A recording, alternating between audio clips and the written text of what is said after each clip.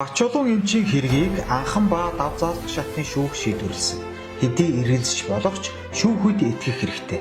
Учир нь бид хуулийн доор амьдардаг. Бачуулан эмчид холбогдох хэрэг донор болсон талигаач Агийн ээж Алтан туяа хэлэхдээ Бачуулан эмч охиныхоо элэг хоёр бөөрийг өгөөч гэхэд өдөржин эргэлзэж гарын үсэг зурсан. Гэтэл хөл гарын яс шөрмөсгээд бүгдийг нь авчгаад хооцон хайлсан дотор нь цутгамд зутгаад төмөр утсаар оёод хүлээлгэн өгсөн.